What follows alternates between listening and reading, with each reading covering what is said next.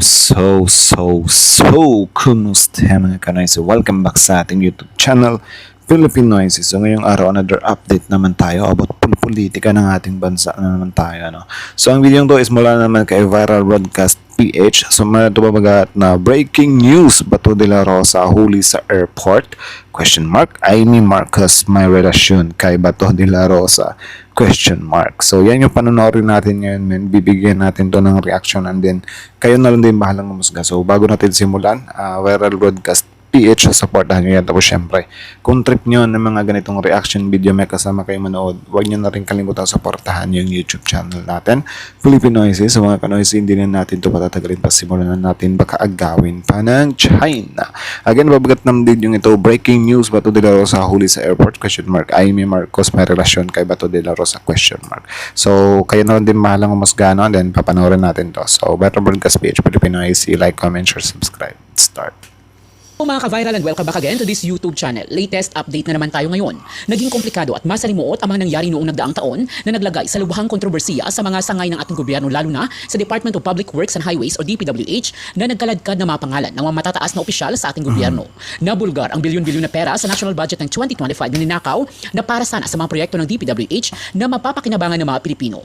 Ngayong pagpasok ng taong 2026 ay mas inaabangan ng taong bayan ang kilos ng Administrasyong Marcos hinggil sa mga senador, kongresista at iba pang mga opisyal ng DPWH at Commission on Audit na pinangalanan at itinuro ng mga witnesses na ipinatawag ng Independent Commission for Infrastructure at Blue Ribbon Committee ng Senado sa kanilang isinagawang pagdinig in aid of legislation. Kahapon, mismo si Senator Amy Marcos ang nagbunyag hinggil sa pagpapakaso at pagpapaaresto ng Ombudsman at Sandigan Bayan sa mga kasamahan niya sa minority sa Senado na sina Senator Jinggoy Estrada, Joel Villanueva at dating Senador Bong Revilla, pati na rin ang tatlong mga kongresista na dawit din sa korupsyon sa mga flood control projects.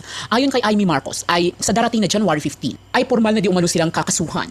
Matatandaan, ipinatawag ng Department of Justice. Ang grabe, January 15. So, hindi lang yan. Meron pang isa sa mas exciting, yung Sara Duterte impeachment part 2. So, yan yung panonoorin natin. And then, ewan ko lang pero sobrang kabadong-kabado na talaga yung mga DDS sa impeachment 2 na yan. Diba? So, meaning, kahit siguro sila, maano nila na parang, ang hirap nito. Diba? Kung nalusutan natin yung una, paano na ngayon, 'di ba? Kulang-kulang na yung senador nila. 'Di ba? So, yeah, excited. OJ, sina Villanueva, Estrada at Revilla para sa sinasagawang preliminary investigation. Ito ay subpena para sa mga akusado. Nag-file sila ng counter affidavit at mariing pinabulaanan ang umano'y mga paratang sa kanila. Subalit, ipinagtataka ngayon ng marami at kung bakit hindi sinali si dating Senate President na si Chis Escudero, gayong isa siya sa mga itinuro ng state witness na dating Undersecretary ng DPWH na si Roberto Bernardo. Na ayon sa ibang mga netizens ay mukhang ginagamit na ni Escudero ang mga galamay nito sa administrasyon upang hindi ito mapabilang, gayong malinaw ang mga ebidensya laban sa kanya. Mukhang pinaghahandaan ng... Oo nga, parang tahimik lang, Di ba? Mabigat din na expose yun. Siguro lang talaga, kulang-kulang din sa ebidensya. So wala tayong magagawa doon kasi ganyan naman talaga. Evidence-based tayo dito. Hindi na rin gagayahin yung mga DDS na more on intriga lang sila. So siguro kapag may makita yung ombudsman or yung mga otoridad natin na solid evidence talaga kontra kay Chis Escudero, why not, 'di ba? Tsaka si Chis Escudero kasi kumbaga kung ipagtapat mo yan kina Jinggoy or Villanueva, parang pro kasi si Chis Escudero. Super pro. Isipin nyo kung totoo, di ba? Kung totoo yung mga ina-aligasyon sa kanya or yung mga aligasyon sa kanya. Isipin nyo na lang na ganyan kahabang panahon na itago niya yan. Di ba? So meaning, sobrang pro yan kasi dati si Estrada, si Bong Revilla, parang nadawit na sila dati, di ba? Tapos nadawit ulit ngayon. So, si Chis kasi sobrang linis, like, to the point na, nagulat pa yung mga DDS na imposibleng magawa ni Escudero yan. Di ba? Sa sobrang tagal niya sa politika, ni walang bahid yan, saka lang nagbahid ngayong administrasyon. So, parang sinisisi nila. So, tayo naman dito is, yun nga, kung wala talagang ebidensya, kung mahina, wala tayong magagawa dyan, Pero, what if totoo? Diba? May makita sila. So, parang sampal sa inyo yung paniniwala ninyo na sa hinahaba-haba. Diba? So, you mean, kung sobrang haba niyang panahon na naging politician, never na talaga siyang nag-commit. Diba? kahit sabihin mo na 1% chance lang, chance pa rin yun eh. Kasi wala naman talagang 100% politician na malinis eh. Sorry, that's my opinion. Ano. Walang 100% politician na honest talaga. Yan lang naman. Yan lang naman. Siguro may 99, 98, di ba? Pero kung yung 100%, kasi yung 100% kasi para ka nang sigad niyan. Like, alam mo na talaga kung sino yung 100% hindi kurakot. Eh, sila yung mga may hawak sa buhay nila eh. Like, ikaw, meron kang baho sa sarili mo. Ako, meron din akong baho sa sarili ko. Tayo naman lahat. Diba? It's just, hindi lang talaga siya, alam ng iba. So, meaning yung mga politician na yan, mga tao lang din yan. Diba? May mga connections yan or whatsoever. So, yeah, kaya hindi dapat yung mga didis magugulat kapag sinabi na imposible daw na biglang may dadating kay Escudero, di ba? What if lang naman to ha? What if sobrang pro niya lang talaga? Di ba? Tapos ngayon siya nakahanap ng katapat. Di ba? Sa administrasyon ba talaga na tinawag nila na weak leader? Di ba? Kung mapatunayan nila nga na totoo nga na may connection si Escudero dito, edi dagdag sa resume ni PBBM to. Di ba? Weak leader pa more. Mga senador sa minority ang pagwawali sa kanila sa Senado. Si Senator Bato de la Rosa ay hindi na nagpapakita dahil anumang oras ay maaaring aaristuin ito ng Interpol at dadalhin sa ICC dahil wala pang desisyon ang Supreme Court sa TRO na hiningi ng kampo nila na pigilan ng ICC na ipaaresto ang mga may kaso sa International Court. Si Senator Bongo naman ay nangangamba din dahil ayon sa ICC ay maaaring kakasuhan din ito ng crime against humanity dahil sa partisipasyon nito noong War on Drugs at AJK ng nagdaang administrasyon na mga Duterte. At ngayong buwan ng Pebrero ay nagbabadya ang muling pag-file ng impeachment cases sa Kamara laban kay VP Sara Duterte hinggil sa umano'y misuse ng confidential funds, graft at plunder noong ito'y Grabe, Feb ulit. So ngayon, sana since naman na si Tito Soto na yung Senate President. 'Di ba? So expect na natin kung may forthwith dyan. 'Di ba? Is tuloy-tuloy talaga 'yan. So sana lang sinong tawag dyan, hindi nila protestahan si Soto this coming Feb. Ngayon ko kung baka kasi magic-magicin nila biglang palitan si Soto So sana walang ganyang mangyari para yung forthwith talaga simulan talaga agad. DepEd Secretary pa. Okay mga kabunyog, itong si Aimee nagkomentaryo kay Bato. Nagkomentaryo kay Bato. Kaya lang sa komentaryo niyang ito, lalong napahiya si Bato. Lalong napahiya si Bato sa komentaryo ni Aimee Marcos. Lumalabas, Palpak. matakutin ito. Ito. Ito yung comment ni Aimee, mga kabunyog. Tingnan niyo to. Sabi ni Aimee, mga kabunyog, sabi ni Aimee, ang akin lamang, bakit announce na mayroon ng warrant? Bakit daw in-announce? So ang sinisisi dito ni Aimee, si Boying Rimulya. Siyempre si Boying yung nag-announce. Bakit daw kasi announce na may warrant? Wala naman. I-discarte nila yan eh. 'Di ba? Discarte nila yan para maaligaga si Bato. Tsaka, bakit ba aaligaga si Bato? 'Di ba? Bakit guilty ba siya? Bakit ganyan siya katakot? Kayo nga, hindi mo nga kinukunti na si sino yung nagsabi na, bangag daw yung presidente. 'Di ba? Bakit pa sinasabi yan? Wala pa namang katunayan yan. Ikaw, si Senator Aimee, bakit siya, boka ng boka pa kontra sa presidente? 'Di ba? Like, anong pinagkaiba? 'Di ba? Diskarte nila to, diskarte nyo rin yan. Ang kaso lang, mas tagilid yung mga diskarte nyo, Yung ito naman ginagawa nila Rimulya is parang lang naman siya eh. Pasundot-sundot. Like, lang siya, kinikiliti lang. And then, alam mo ba, 'di ba, na si Senator Bato mismo naghamon yan. Kaya sobrang awkward. ICC, bring it on, make my day. Tapos magtatago ka, takutin ka lang na merong warrant. 'Di ba? So walang yagballs Walang yagballs. 'Yun yung problema. 'Di ba? parang tinatakot daw yung tao.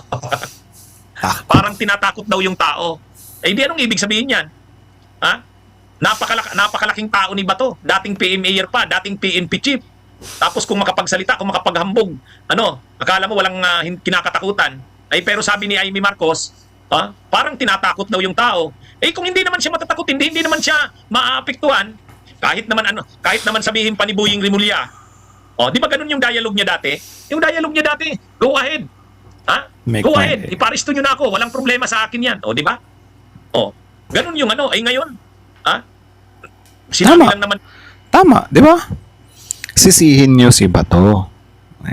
Dapat yung magbigay ka ng statement din na si Bato din kasi hamon ng hamon eh. Ayun tuloy, binigay yung hinahanap niya. Dapat ganyanin muna, hindi yung, bakit nyo ba tinatakot si Bato?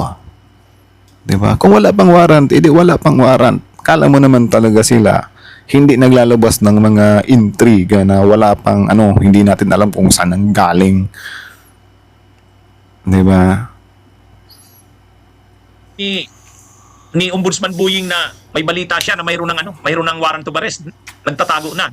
Ngayon ang sinisisi ni Amy Marcos, si Boying, sabi ni Amy, ang akin lamang, bakit announce na mayroon ng warrant? Parang tinatakot yung tao. Parang daw tinatakot yung tao. So ang sinisisi pa ni Amy, mga kabunyog, ang sinisisi ni Amy, si Boying Rimulya kasi ito yung naglabas ng balita na yan eh. Kaya ang sabi ni Amy, para tuloy tinatakot yung tao. Para daw Diba? tinatakot yung... Speaking of tinatakot yung tao, di ba nakasuporta kayo sa war on drugs? Ano bang ginagawa ng war on drugs? Di ba tinatakot yung tao? Di ba? Tinatakot yung tao. So, ngayon, nung tinakot nila, okay lang naman talaga pare kung maglunsad sila ng war on drugs tapos, may nanlaban talaga. Tapos, anuhin ng kapulisan natin. Pero ang pinaka-problema yung yung sumuko na. Tapos biglang tutuluyan mo pa rin without due process. 'Di ba? Tapos kayo ngayon gustong-gusto nyo ng due process. 'Di ba? Like, what the heck, man? Pero kahit pa ganun ang ginagawa ni Boying, kung hindi naman matatakutin si Bato, kung hindi naman matatakutin si Bato, hindi naman siya magtatago. Tama. Di ba? Ang comment na ito ni Amy, lalong napahiya dito si Bato. Kasi inamin na dito ni Amy na matatakutin si Bato. Bakit siya nagtatago? Ang tagal-tagal nang nagtatago November 11 pa yan. November 11. Dalawa lang yan. It's either natatakot or guilty talaga. 'Di ba? I mean, possible na guilty. Ganyan katakot eh. Kasi si FPRD, hindi naman mapupuntang Hague yun kung hindi guilty yun eh. 'Di ba? I mean, like, siguro 99% aminado yung mga DDS na guilty si FPRD sa war on drugs. 'Di ba? Ang hindi lang maintindihan ng mga DDS talaga, they think na since ginawa ni FPRD yun para kuno sa bayan, is dapat hindi siya panagutin. Which is, maling-mali sila doon kasi no one is above the law nga. 'Di ba? 'Di ba? 'Di ba? 'Di ba? Ilang buwan na, magdadalawang buwan na, magdadalawang buwan na yan. Dapat nga isuspend na yan ng Senado. Itong mga kabunyog mga kabayan, itong comment na ito ni Amy, Wala ko lang. If ever ba may mag-petition na ipapasuspend si Bato, do you think hindi hahadlang si Amy? I think hahadlang si Amy. Kasi parang na yung lineup nila eh. Yung pinakamalakas nila, si Marcoleta, tapos sumunod si Amy. Bato, cross out na yun eh, di ba? Tapos si Bongo, hindi naman yun masalita. Si Camille, wala din, hindi din yun masalita. Si Robin Padilla, mas mapapasama yun kapag gayon nagsalita talaga. Diba? So, parang si Amy yung nila, kanang kamay. Diba? So, yeah. hindi niya naiisip, napapahiya si Bato dyan. Kasi sinasabi ni Amy, bakit kasi labas kayo ng labas ng balita na may warrant kung wala naman? Parang tinatakot nyo lang yung tao eh. Okay. Ibig sabihin, kaya nagtatago si Bato, natakot. Di inamin na ni Amy. Di ba mga kabunyog inamin na ni Amy na matatakutin si Bato. Parang ginawang bata si Bato. Di ba? Ay, ano ba to? Pero si Sherwin Gatchalian galit na kay Bato. Sabi niya, kailangan nang magpaliwanag nito si Senador Bato de la Rosa. Bakit daw hanggang ngayon hindi pa nagpapakita? Oo nga naman. Dapat isuspend na yan. Isuspend na yan. 2 months na. By January 11, 2 months na yan. Kasi November 11 yan nagsimulang magtago eh. O anong pitsa na ngayon? Di ba? Mga kabunyog, mga kababayan. Kaya, yung mga yinabang ni Bato nung ano yung ano ni Bato? Ha? Nung panahong PNP chief siya, yung panahon ng Tukang, may mga ganyan-ganyan pa. So, tapos nung ha? Nung go ahead, Mr.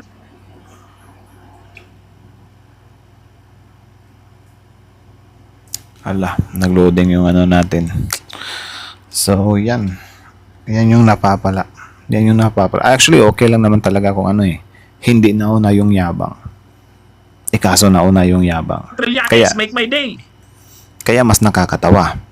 Kasi, nauna yung yabang.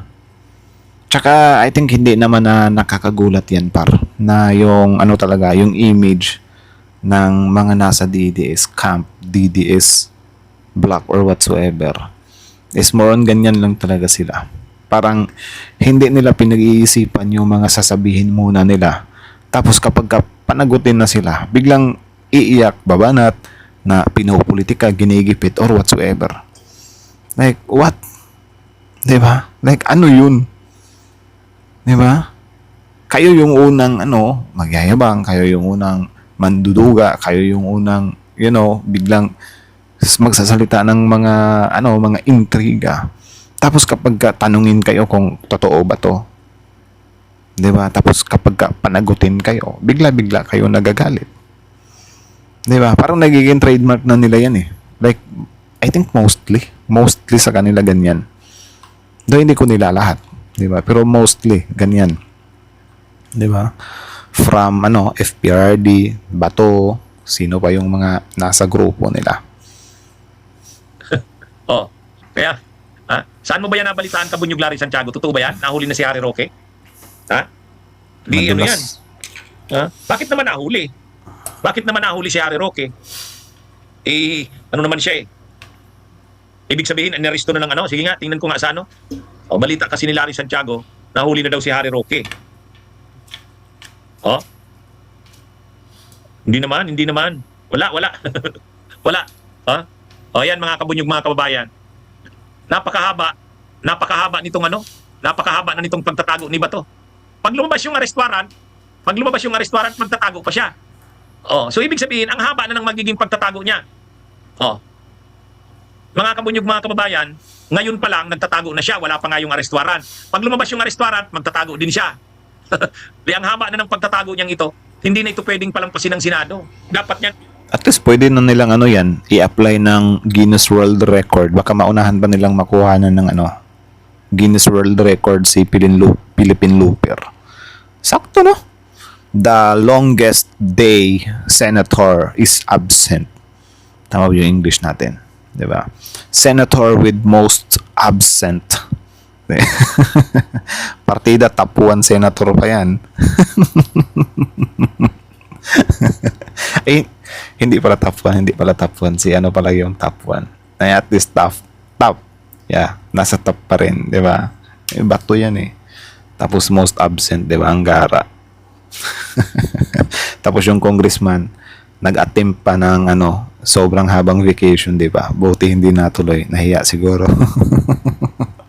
Mahilig sa world record First president, di ba? Imported to The Hague, di ba? First Philippine president, world record din 'yon. Di ba? Isuspindi na nila yan. Tama yung comment mo, Kabunyog Gameboy. Sabi niya noon, buti nga yang maaresto ako. Wala bang audio? Walang audio? Bakit naman walang audio? Hindi, mayroon. Mayroon naman, Presi TV, mayroon. Luz Piminda Gonzales. Walang audio, bakit walang audio? Hindi, wala nga bang audio, mga Kabunyog? Wala daw. Meron. Sabi ni Gianna Calunya, mayroon naman. Bakit naman mawala yung boses? Nakikita ko mayroon eh. Anyway, mga Kabunyog, mga kababayan, hindi ko natuloy sabi ni Rose, sabi ni Presi TV, wala. Anyway, patuloy ako sa pag-discuss. Yan mga Kabunyog, 2026 na, by January 11, 2 months na nawawala si Bato. Hindi pwede itong ganyan. Tapos sinabi pa ni Amy, bakit naman daw kasi pinapalabas na may arrest warrant na, wala pa naman pala. O parang tinatakot yung tao. Ano naman kung tinatakot si Bato? Kung hindi siya matatakotin, hindi siya magtatago. O, Diba? dahil nagtatago siya, Tsaka parang ano lang naman yan eh. Di ba dapat okay lang natakutin yung taong hindi naman takot? Di ba? Dapat, actually, hindi na bothered na pala siya, no? Pero dapat nga hindi siya mabothered, di ba? Kasi ano siya eh, matapang siya eh. Di ba? Siya yung naghamon. Parang ano lang yan ba? Ano yan? Nagmamayabang ka na meron kang anting-anting. Tapos ayaw mo namang subukan. Like ano yun? Di ba? Paano namin malalaman kung totoo talaga yung anting-anting mo kung hindi namin susubukan? Di ba? Same as Bato. Di ba? Come on, bring it on. Di ako natatakot. So, yung sinabi pa niya pa na okay lang sa akin na mapunta doon. At least masamahan ko si Tatay Digong. So, ano yun? Fake concern, di ba? Parang sinasabi niya lang para bumilib din yung mga DDS sa kanya. Tapos hindi niya din naman pala kayang panindigan. Mahirap yun para. ibig sabihin, matatakutin si Bato. Wala topic ko ngayon. Grabe ang reaksyon ng taong bayan sa napapansing parang si Cheese ay palilibrihin. Kanina, kung napanood nyo, ang topic ko kanina, sabi ni Amy Marcos, pinag-uusap-usapan na daw nila sa kampo nila. Siyempre, yung minorya. Natutunugan na daw nila, nakarating sa kanila, lalo na sa kanya, may source siya eh. Kakasuhan na si Jinggoy, si Revilla at saka si Villanueva, January 15. January 15, kakasuhan na. Tungkol dun sa mga anomalya sa flood control. Hindi daw kasama si Cheese Escudero. Ay nung dinidiscuss ko yung ganyang topic kanina, grabe ang reaksyon sa baba. Grabing nagre-react. Sabi nila, bakit naman si Cheese Escudero hindi kasama? Dapat kasama yan si Cheese Escudero. Kaya sabi ko, gawin ko ng separate na topic yan. So ito ngayon ang topic natin. Grabe ang reaksyon ng taong bayan sa napapansing parang si Cheese ay palilibrihin. Hindi, napapansin nyo talaga? Nung isang araw, ang pumunta sa DOJ para mag-submit ng counter affidavit, si Villanueva lang at saka si Revilla. So, wala. Hindi na nababanggit si Cheese Escudero, mga kabunyog, mga kababayan. Hindi na nababanggit si Cheese Escudero. Di ba? Nung isang araw, nakitang pumunta doon sa DOJ, nag-submit ng kanilang counter affidavits si Villanueva at saka si Revilla.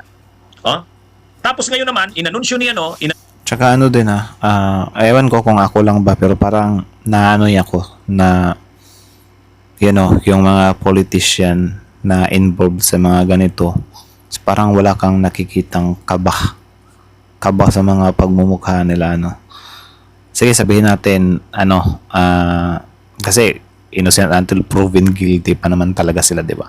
Pero, if ever totoo ba, di ba? Totoo na dawit talaga sila dito, napatunayan through evidence, di ba? Tapos, malaman-laman natin na ganyan lang nila tinitake na para bang sobrang gaan lang ng feeling nila. Like, para bang malulusutan lang nila. Ganyan sila ka-confident. Like, men, di ba? Grabe. Nakakaanoy talaga panoorin eh. Parang wow. Pa-smile ka pa. Di nyo ba alam kung ilang buhay na yung kinuha ng mga palpak na flood control na yan? Tapos nakuha nyo pang ganyan. Di ba? Sobrang kampante. Bakit? Dahil ba maraming pera, ganun?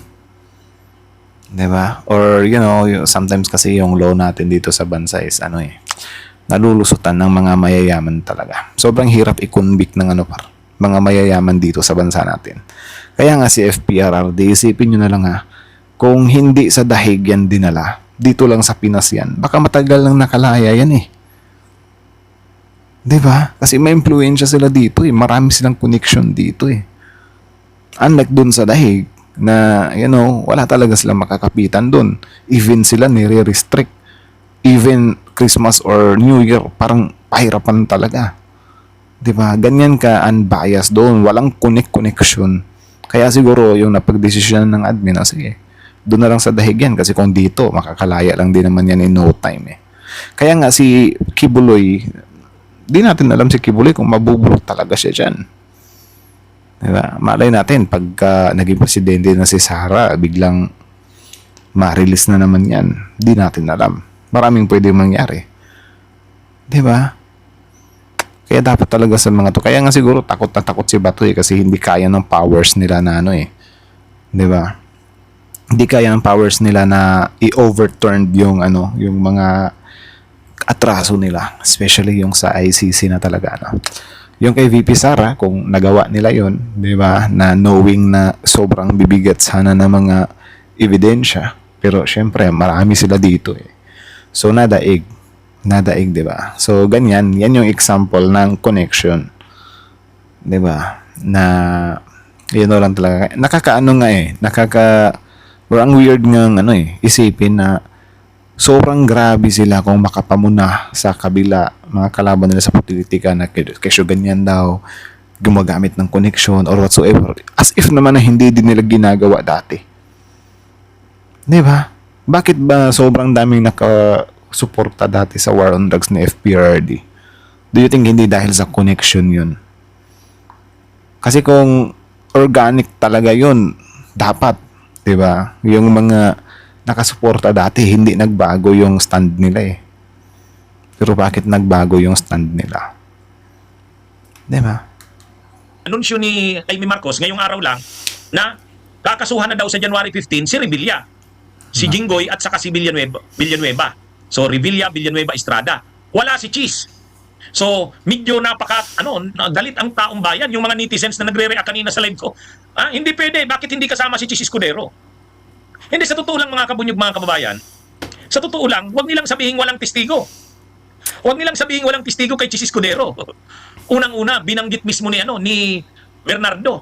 Hindi naman sinabi ni Bernardo na hindi niya nakausap si Cheese. Ang sabi niya, ang medyo questionable lang kasi dito mga kabunyog, mga kababayan.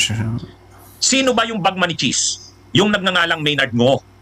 Si Maynard Ngo. Si Maynard Ngo ay isang negosyante na Filipino-Chinese. Mayroon siyang isang wine bar sa BGC, sa Bonifacio Global City. Mayroon siyang wine bar doon. Sikat na wine bar, pero mga VIPs lang ang pumupunta doon. Mga kabunyog, mga kababayan. Doon sa wine bar na yon, mukhang magkasusyo magkano doon, pambayan yun ni Cheese. Pambayan ni Cheese, yung wine bar na yon. Di ba? So if ever totoo to, meaning hindi malinis si Cheese Escudero. Nalilinlang lang kayo ng image niya. Di ba? Nalilinlang lang kayo dahil sa katalinuhan niya. If ever totoo to na yung Maynard Ngo, tapos dun sa VIP room or whatsoever. Di ba? Ganyan mag-isip. Yung mga super talino, yung kay Villanueva kasi dun sa simbahan eh. Iba din, di ba, na parang gagamitan lang tayo ng ba't ko naman gagawin sa simbahan yan? Like, di ba, malay namin. Di ba, if ever totoo, din yung kay Villanueva, no? Pero yeah, abangan natin para since kakasuhan naman yan. Pag-aari ni Maynard Ngo.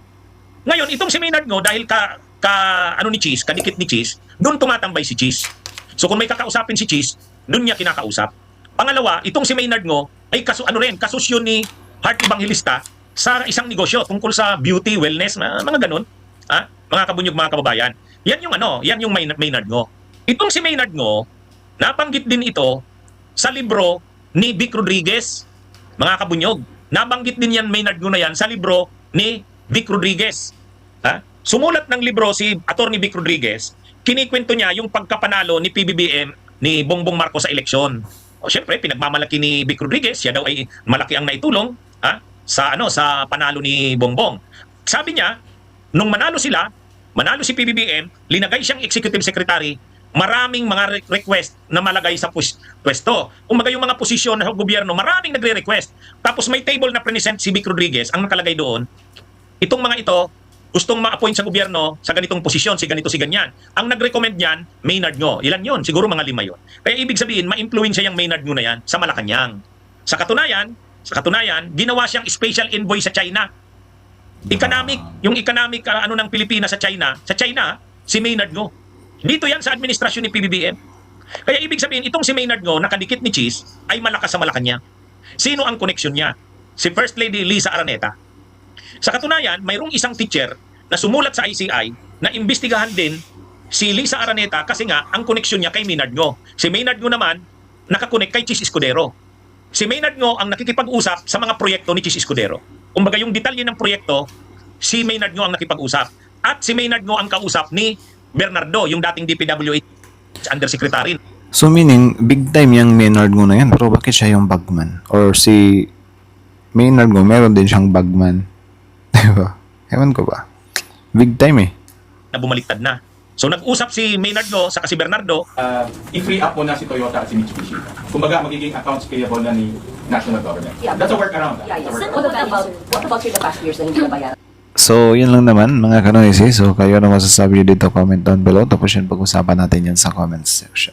So, again, ang video to is mula naman kay Viral Broadcast PH. Supportahan nyo yan. Tapos syempre, original video link in the description box below. Panoorin nyo rin, subscribe nyo rin.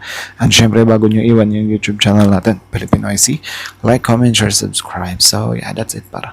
So, speaking of, relasyon ni Senator Amy at saka Senator Bato, is parang lang talaga sila. Parang, I think, itinitrate, I mean, kung gaano kadikit, di ba? Kung gaano kadikit si FPRD at si Amy na parang to the point, parang magtatay, di ba? Or parang magtropa. Ganyan kadikit si Amy at saka si like, pagsalitaan ni FPRD yan, ang lagkit ng ngiti, di ba? So, kung ganyan ka-close si Amy at saka si Duterte, FPRD, meaning, yung din, si Senator Bato at saka si Amy, tinuturing niya na parang anak ni FPRD si Bato. Diba? Kaya parang ganyan talaga siya ka-concern. Like, dati pa yan, nung pagka-arrest kay FPRD. Parang yung, parang yung dati yung pagka-arrest kay FPRD, parang isa din to sa reason, di ba? Na, kasi, kung iisipin mo, bakit pa nila hinihiring yan, hindi na mababalik si FPRD. Parang hindi na nga sila umaasa na mababalik pa si FPRD dito, di ba? Pero ginawa pa nila yung hearing na yon to protect siguro yung mga yung mga natitira pa na may mga warrant Kasi si Bongo, si Bato, si Sara Duterte, parang I think may upcoming na mga warrants yan, di ba? So siguro parang iyan yung reason, di ba? Kaya nagpa-hearing sila dati. And then yun nga, parang pinalo up pa ni Amy ngayon na hindi, di ba? Ba't yun naman tinatakot si Bato? Di ba? Ba't yun naman tinatakot si Bato na, yun nga, nakakatawa. According kay Atty. Enzo, di ba? Nakakatawa na parang salungat siya sa pinapakit ng image ni Bato. Actually, given ng par. Di ba? Normal lang sa tao na matakot. Ang hindi lang normal, yung natatakot ka, tapos ang yabang-yabang mo, di ba? Like, ang yabang-yabang mo, tapos takot ka. Sobrang contradicting ng ganyan. Kasi normal lang talaga yung matakot ng isang tao. Di ba? So, yun. So, I mean, si Amy siguro, kapag, may warrant na si Bato, parang I think i-eksena ulit to. Diba? Parang ito yung talaga, gagawa pa rin talaga ng paraan. Ewan ko lang doon kay Senator Marcoleta kung madadali nila yun doon sa sose niya or about doon kay Gutesa. So meaning kapag madadali nila yun doon, si Marcoleta, tapos si Bato, tapos si Bongo, matitira na lang si Amy. So ngayon, itong kay Amy, meron din tayong mga nakikitang mga balita dyan. Di ba na may something ding mga mga leaks or mga about pera-pera din. Ay nako. Lagot na lagot. Parang isa-isang pinagtatanggal yung pawn. Di ba? Wala na yung king. Yung queen na lang natitira, BP Sara, pero parang pupuruhan pa nila yan this 2026. Diba? So, yan yung excited din talaga kung mangyari na yan. Diba? And then, sana talaga. Hindi sila magkamali sa part na yan. Kasi ramdam ko talaga yung takot na mga DDs ngayon Like, kung ano-ano na yung mga pinagsasabi, diba? Like, umabot na sila sa punto na, talaga, let's prepare, guys. This 2026 will be rough. Diba? Kasi, daw, gagamitin na doon nila yung all force nila. Like, parang nagpapanik na talaga sila na parang lulusot yung impeachment ngayon. So, abangan din natin yan. Yung iba, grabe, hindi pa talaga sila nakontento. Gumawa talaga sila ng picture na parang sinalitan lang nila ng by year par. Yung mga Duterte. Like, ewan ko kung nakita nyo yung post na yun. 2028 daw si Sara Duterte magiging president. 28, 29, 30, 1, 2, 3, 4. 2034 daw si Pulong Duterte. Diba? Tapos 34, 5, 36, 37, 38, 39, 40, 41, 42? 42 ba? 34, 35, 36, 37, 38, 39, 40. Sa 2040 daw, si Basti Duterte. Tapos sa 2046, si Kitty Duterte. Like, seryoso? Ganyan yung gustong mangyari ng mga DDS. Gusto nila ng entire Duterte regime. What the heck? Grabe. Parang abutan na tayo ng end of the world niya na. Di ba? Sobrang dami ng mga sakunang nangyayari tapos gusto niyo Duterte para yung hahawak sa Pilipinas. Grabe talaga sila, no? Parang I think talaga malulungkot or matatamlay sila sa buhay nila kung walang Duterte sa kapangyarihan eh. Like, grabe. Iba tong ano, parang China lang ano na unlimited yung presidency.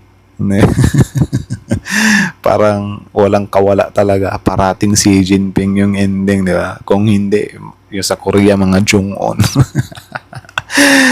Ay, nako, natatawa talaga ako doon. Like, grabe. Umabot na sila sa puntong hindi ako umabot sa ganyan eh, na parang, ipipilit natin na after Marcos Jr. dapat tatakbo na agad na presidente si Sandro Marcos. Ayun, ako okay ako kay Sandro, pero kung sa tingin ko talaga nahilaw pa si Sandro, hindi ko siya ipipilit na presidente. Dapat dumaan mo na siyang senador, like mga 2 terms or 3 terms bago siya magpresidente.